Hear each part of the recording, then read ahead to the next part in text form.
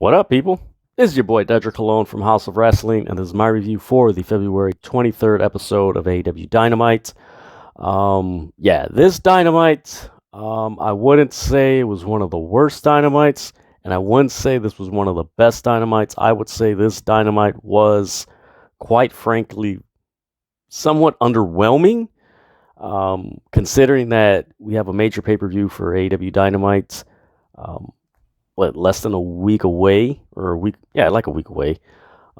This was very, I don't know, just something was missing. I don't know if they're still mentally adjusting to Cody Rhodes not being a part of AEW, which that's understandable, but then at the same time, it's like, you kind of gotta like step things up because you do have a deep roster and your fan base is anticipating some really good stuff. You just debuted Keith Lee, and you got, this face turn of the Santana and Ortiz. You got the House of Black teasing the third member, which I will get into later in this review. You got Sammy Guevara evolving. You have Matt Hardy dropping hints of Jeff Hardy eventually coming to AEW.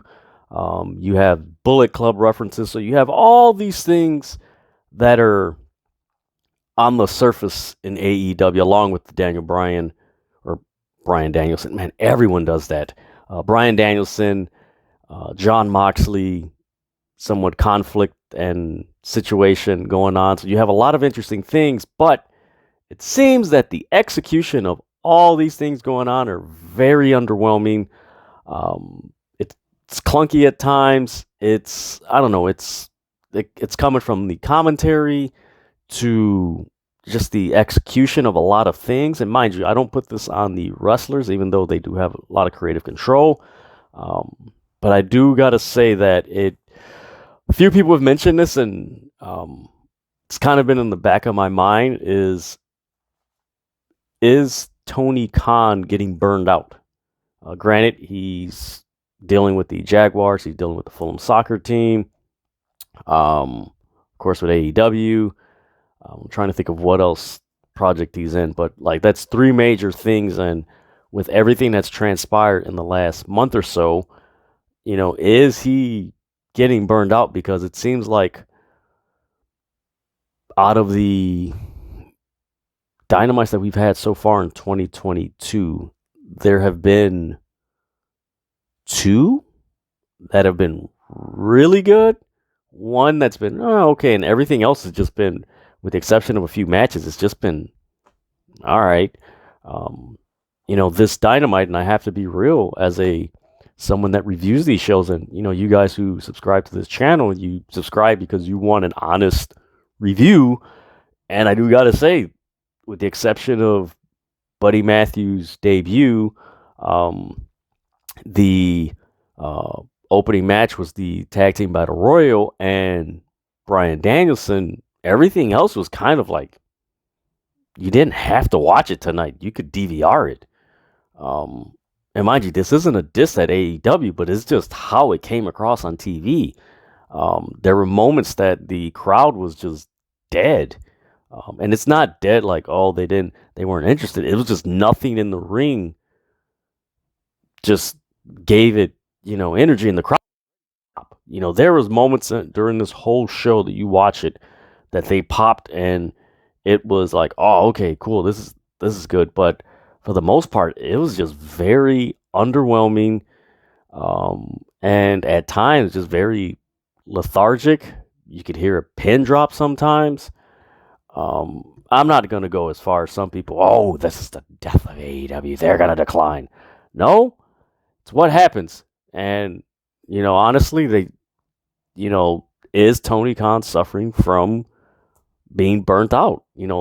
Things aren't fresh. Oh, there's another announcement, another debut. And granted, I have no issue with the debuts and everything, because, again, if you've watched my reviews for AEW Dynamite in the past month or so, I've said it, that AEW is going to go through this period of transition in the next 3, possibly 4 months, because of the contracts that are coming up in AEW and the people that are bringing on. Of course, it was reported from Sean Ross Sapp on Fightful that AEW reached an agreement with Shane Strickland. So that's another rival. So you're going to have this period of transition. But at the same time, the period of transition shouldn't be so lethargic because you have so much energy and just like, man, this is the wrestling company that I love. But granted, if the whole situation with Cody and everything, if it's to this point where they're mentally like frazzled, that's concerning because at the end of the day, you do have to perform. And kudos to Jon Moxley, Bryan Danielson, MJF, CM Punk, Eddie Kingston, the guys in the tag team battle royal, even Jade Cargill. Those people stepped up. But for most people, most of the show, it was just like, I don't know, man. It was just not. I wasn't feeling it, man. It was just like, nah, this ain't Dynamite. Like, this is like something that's trying to imitate AEW Dynamite. This isn't something that us as AEW fans and those of you like AEW, like, man, this is all right, man. This is cool. Like, it felt like something that was trying to be AEW Dynamite, and that's not a good thing. I tweeted, I wouldn't be surprised if AEW got 840,000 viewers tonight because of the show that they had. It just wasn't. There was no enthusiasm. There wasn't no, grit, intensity. It was just. Sometimes it was just bland. But you know what? Let's get into how the show played out and everything. It started off with the tag team battle royale. The winner gets one spot in the triple threat, if you could call it the triple threat tag team match at Revolution, which I don't understand is you need a battle royal for one team to get in. Then there's going to be another, I believe, battle royal for the team to get in. So there's two battle royal. Like, that's the stuff that I'm talking about. Like, is Tony Khan suffering from like being burnt out? Because like this makes no sense. Like, if you're going to have, a battle royal for teams to enter the triple threat match, why don't you have the final two members, the final two teams, get into the match? That makes sense. And it's all, I don't know, it was just, that in itself still doesn't make sense. But it was a pretty good match. You had the final four, you had the Young Bucks, FTR. You had one member from FTR, which was Dax. You had Matt Jackson, you had Kyle O'Reilly, and you had John Silver. Those were the final four. And adds more to the story of the Young Bucks, Red Dragon, Adam Cole dynamic, that Kyle O'Reilly eliminated John Silver and Matt Jackson, and Dax Hardwood wound up getting eliminated because of Bobby Fish. So it's a lot of intrigue. That started off the night really cool. It was like, all right, man, this is going to be fun. All right, now we got something going. But yeah, it was, the whole tag team match situation for that, it's very weird. I hope, man, I don't know. If you're watching this and you see my review, this is something that's like, AEW is very, right now, is like, you're overdoing stuff that you shouldn't have to overdo, and the things that you need to pay attention to, you're not paying attention. Again, like I said, is Tony Khan suffering from being burnt out? Because a lot of this stuff does not make any sense, and a lot of stuff felt flat during this show. After that, you had a post-match with Hangman Page. He came out, he started beating up Red Dragon, and started laying him out. Adam Cole comes in, tries to super kick him. He tries to hit Adam Cole. He gives this promo. It was just a lot of back and forth stuff. And they kind of hinted, like, is Hangman Page and the Young Bucks are going to, like, regroup? Because after the tag match, I know I'm jumping around here, but after the tag team battle royal, the Young Bucks confronted Kyle O'Reilly, like, hey, what are you doing? Like, you jumped us. Like, hey, what's going on here? and that's when Hangman Page came in, and you had that whole melee and everything. So they're pretty good, decent build to the Hangman Page Adam Cole match. From there, you had a backstage segment with Tony Schiavone and Daniel Garcia, pretty much hyping up the main event match between Daniel Garcia and Bryan Danielson, which was a pretty solid main event. From there, you had a promo with MJF, and I think this is where the night just like got weird on Dynamite. Like, it was just weird. He went into the backstory of the picture that CM Punk showed last week of a young, I think it was a 14-year-old MJF and CM Punk. He went into how he was bullied that day as he went to go get the picture with CM Punk. He used that as inspiration, and when CM Punk wound up leaving in 2014, he felt that he turned his back on him. He would never turn on his back on anybody that was bullied. And it was weird because it was like, as MJF kept talking, it's almost like he turned the audience on CM Punk, where it's like, damn, if that's true, like, damn, CM Punk, you're a jackass. Like, why do you want to, like, it kind of felt that way. It was like, damn, did MJF, like, just turn a crowd for him? Like, what? And, of course, he had, it was just a really, like, you could call it intense, but, like, you didn't know, like, man, is he very blurring the lines. Like, is he telling the truth, or is this real? Or is he swerving us, or is this? And, of course, CM Punk came out, and he's like, is this true? Is this true?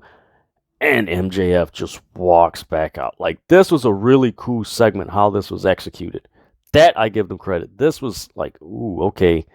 Like, where's this going to go? Because this is interesting.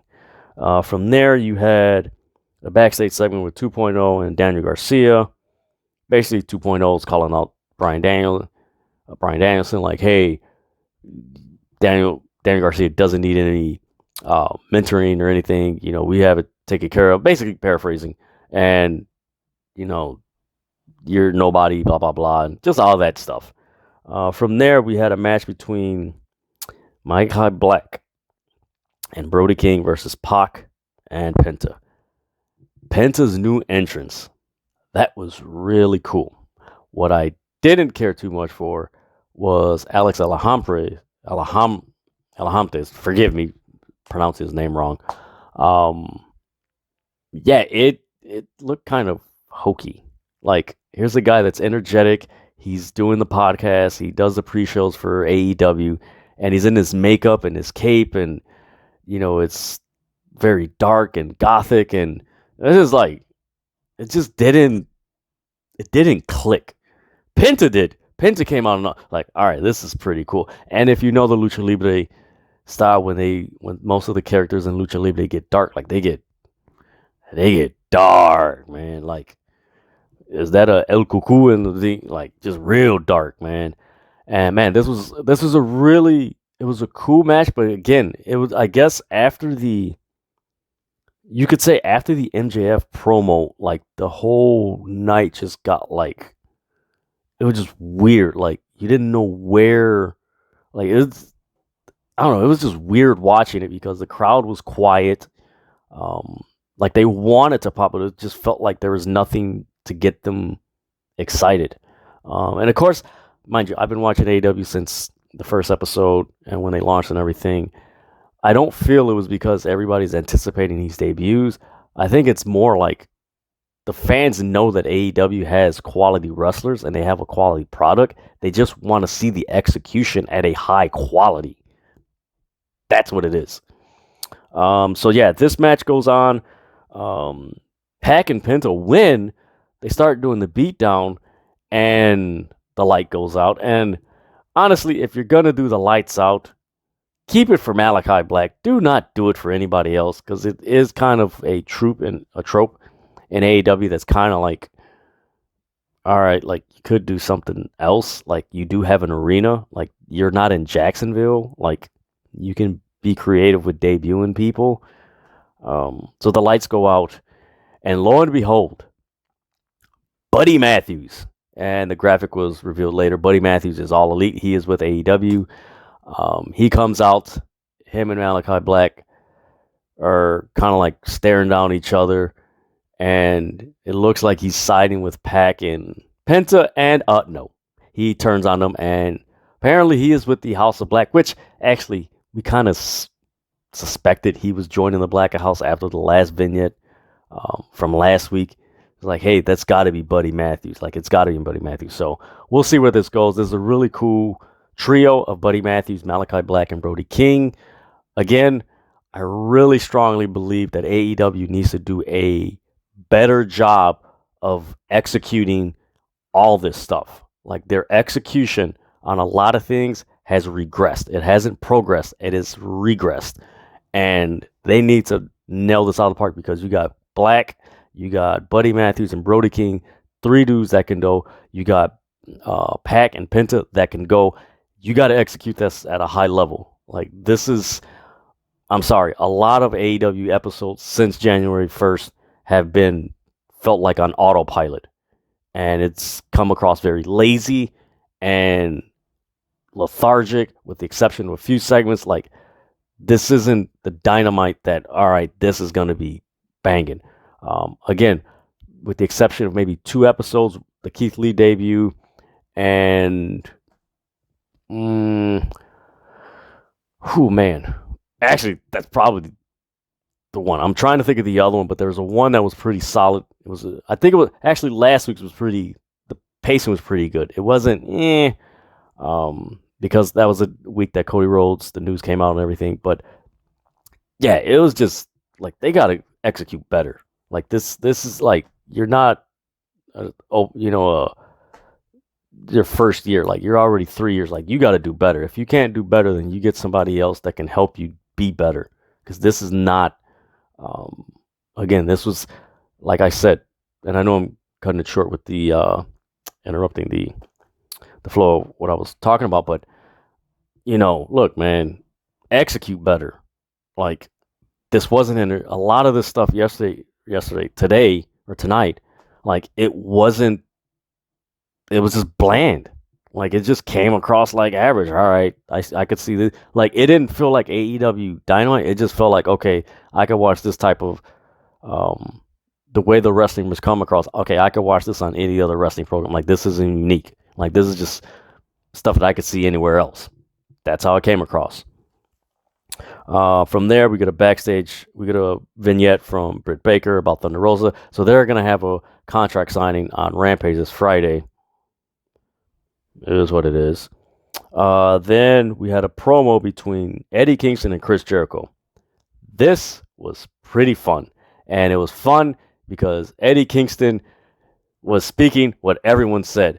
Tony Khan, let's end this. Bring out Willow or who else and get a women's match, because this makes no sense. And I like the line that Eddie Kingston used, like, if you want sports entertainment, like, basically what he said was, he's like, this is a pro wrestling company. If you want sports entertainment, go down the block. Mind you, they're in Bridgeport, Connecticut. That was a dope line.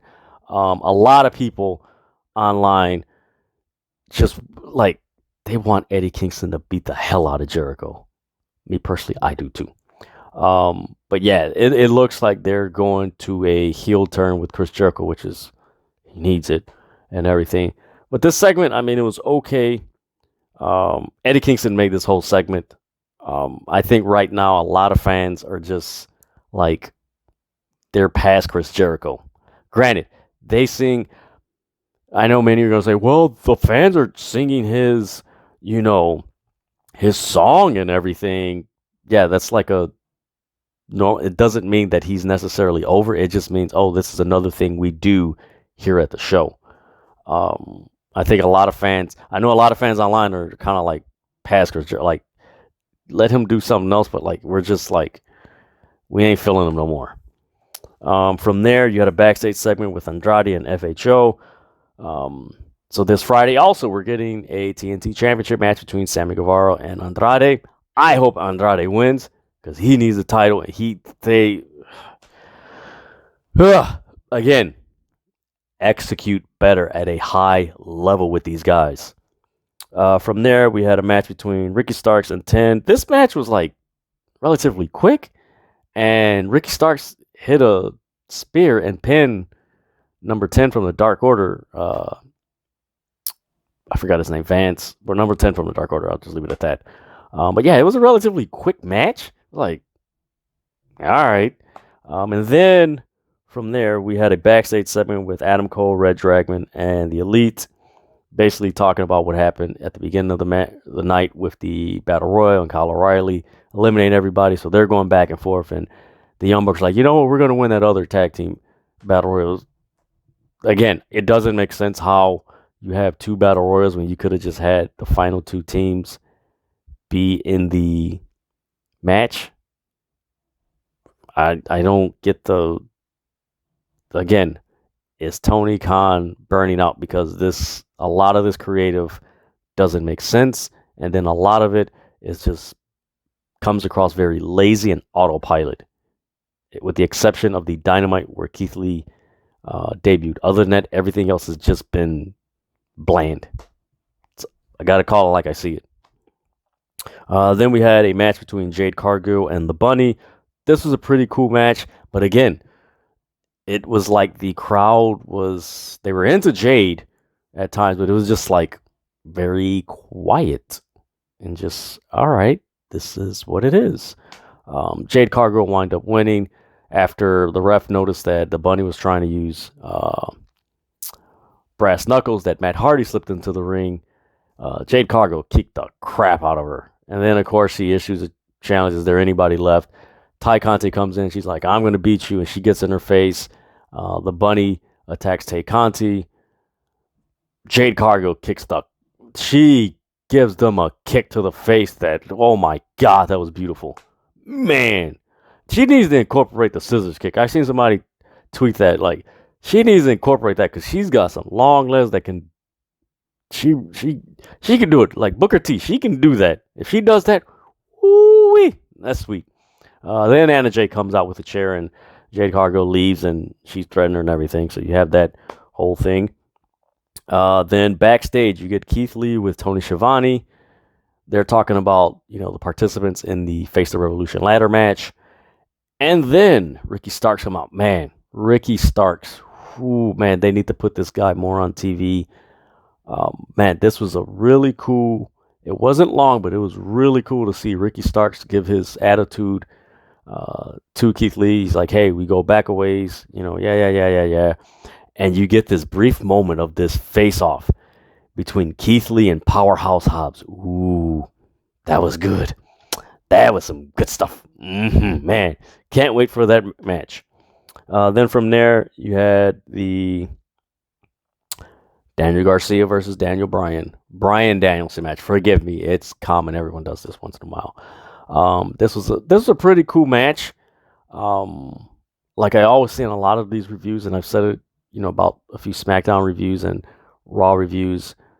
It just felt like the lead up to this Daniel Garcia Bryan Danielson match, like there wasn't a lot of enthusiasm, intrigue, and just that fire that they usually have when they get to the main event, where you're just like, all right, man, this is gonna be a battle. It just came across very bland. They need to fix that because you have too many talented wrestlers to have your product come across very bland and almost like autopilot. This was a pretty cool match between Daniel Garcia and Bryan Danielson. A lot of strikes, a lot of technical aspect. The crowd was somewhat into it. It was a pretty decent match, but again, the build to it's a lot of clunkiness. But yeah, it was a really cool match. You get Jon Moxley, who comes out later on after the match because the 2.0, they come out and they start attacking Bryan Danielson and that thing. So Moxley beats the hell out of 2.0. Daniel Garcia tries to hit Moxley with a chair. Moxley blocks it, gives him DDTs him, and then Bryan Danielson and Jon Moxley look at each other. So apparently we're going to get those two at Revolution. That Revolution card looks really dope. My only concern is that the build to AEW Revolution has been very lackluster and very underwhelming. I don't know. I know Tony Khan has this announcement as far as something massive. That's another thing. Like, you're making these massive announcements too close together, and it's just like, okay. Like, okay, you can give a lot of massive announcements, but make sure the damn TV product is freaking entertaining, because quite frankly, in the last month, AEW Rampage has been the better show. The ratings don't show, but anybody who watches both shows knows that AEW Rampage has been a more fun show to watch than Dynamite, with the exception of the episode of Keith Lee debuting. But yeah, that's like I said, and I'm gonna say this again. A few people have mentioned it. Hey, is Tony Khan feeling some burnout? Because for the past 2 months, there's only been 1 or 2 shows that have been decent. All the other shows probably had 1 or 2 matches that were good, but everything else was just felt like autopilot. It felt like it was trying to be AEW Dynamite, and it just didn't have that enthusiasm, that grit, that intrigue that those of us who have watched AEW Dynamite from the beginning are accustomed to. Like, oh man, this is cool. There's been a lot more talk segments. Again, I don't know what's going on. Again, I am open-minded as a fan and as someone who watches the television product, that, hey, it might be there's still an adjustment period with Cody Rhodes on top of the signings that Tony Khan wanted to do. Again, I've mentioned that you can call it a season of transition with AEW Dynamite, but yeah, they got to do a better job of executing their show. It's just a lot of things just didn't feel. It wasn't fluid. It was just clunky in a lot of spots that just like, and I'm sorry. I gotta say it. Like, this show was kind of missable with the exception of Buddy Matthews' debut and the tag team match and Bryan Danielson. The show was pretty missable. Like, you didn't miss anything. And usually with the Dynamites before last year, it's like, no, you had to watch this, you had to watch this. Now it seems like as we've entered 2022, there's been less matches and less things about Dynamite that you have to see. And that falls on TK, Tony Khan. Like, you got to do something, because we'll watch it, but once you get to year 3, year 4, like, we ain't got to watch your product. That's the thing. We ain't got to watch it. So that's just how it is. And those of you who watch my reviews, I'm really honest and just being very blunt of what I was watching on television. But yeah, this is my review for the February 23rd episode of AEW Dynamite. Like, share, follow, subscribe. House of Wrestling on all social media platforms. Follow me, Dedrian Cologne, at Dedrian180 on Instagram, Twitter, and TikTok. And yeah, we'll see what happens with Revolution coming up and the rest of AEW's programming going forward. But yeah, this Dynamite was very underwhelming. Like, yeah, it just, something was clunky and off, and they need to do something to fix that, because a lot of fans are noticing it, and it's things that you shouldn't have on a primetime television show that shouldn't be there. A lot of camera cuts and just the execution. You shouldn't have that on a primetime television show, and it's starting to get very noticeable. Very noticeable. I've noticed it in the years past, but it's like, okay, year 1, you just started, but this is already year 3. Like, you gotta step up your execution on these storylines a lot better, instead of thinking like it's executing them like you're still in year 1. Like, no, you gotta step up the execution of these storylines, because you got a lot of talent that a lot of fans are interested in, and are interested in the open canvas that you tell your stories, you got to raise the execution. I compare it to Iron Man, the first Iron Man. The first Iron Man was, man, so dope. But you go to Infinity War and Endgame, like, yo, night and day. Like, they stepped up their game with each movie they passed up. Some were okay, some were but some were like, damn, like, they stepped up their game. And AEW, they got to step up their game. Like, this isn't, again, this was an underwhelming Dynamite, and a few Dynamites this year have been very average to somewhat underwhelming. That's just how it is. So, again, like, share, comment, follow, subscribe, House of Wrestling on all social media platforms. This is my review for the February 23rd episode of AEW Dynamite. With that, stop fighting over wrestling. Just enjoy.